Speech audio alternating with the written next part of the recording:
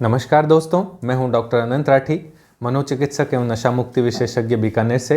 दोस्तों, आज हम बात करेंगे महेश की।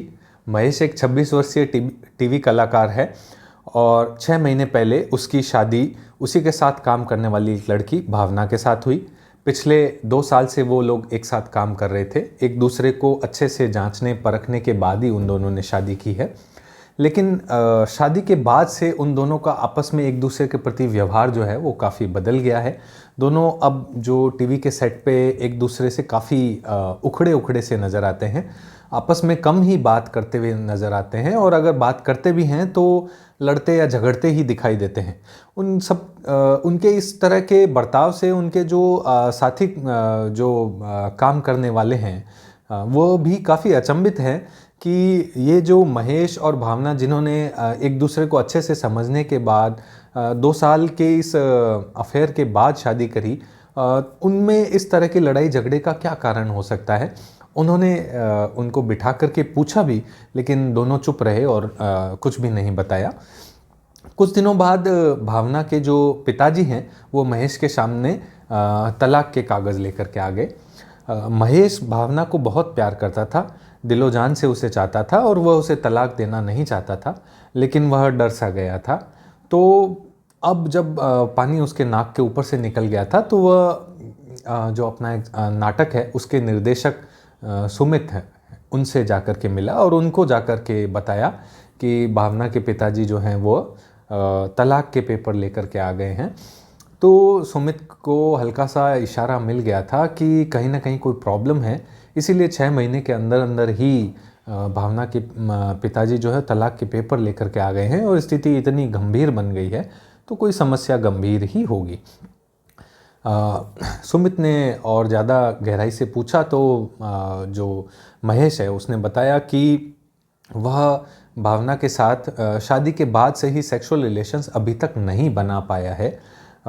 इस वजह से दोनों काफ़ी परेशान चल रहे हैं। उसने कई बार कोशिश करी है लेकिन वह असफल रहा है।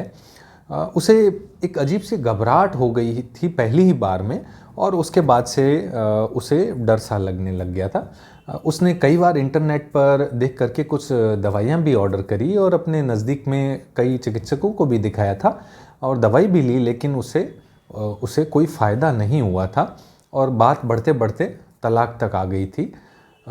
स्थिति को बिगड़ते हुए देख करके सुमित जो है वह समझदारी के साथ बीच में आया और वह महेश और भावना को लेकर के मनोचिकित्सक के पास चला गया। मनोचिकित्सक ने पति पत्नी को दोनों को बिठा करके बात करी, काउंसलिंग करी।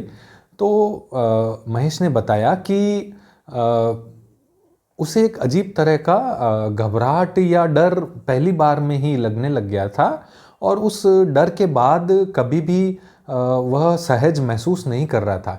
इसी डर के कारण शायद वह कोई सेक्सुअल रिलेशंस बना नहीं पा रहा था और इस वजह से ही उसे यह नौबत आ गई थी। तो जो कारण ऐसा मनोचिकित्सक को महसूस हुआ वह ऐसा लगा कि वह जो डर या घबराहट है वह कारण है इस प्रॉब्लम का, न कि कोई कमजोरी या कोई इस तरह की बात जिससे कि कोई और रोग हो। फिर भी एक तसल्ली के लिए जो कुछ ज़रूरी जांचें, सोनोग्राफी, ब्लड टेस्ट वगैरह, हार्मोन की जांचें वगैरह महेश की करवाई गई और वो सब नॉर्मल थी। तो फिर दोनों को काउंसल किया मनोचिकित्सक ने और थोड़ा सा भावना को समझाया कि महेश को 3 महीने का वक्त और दें।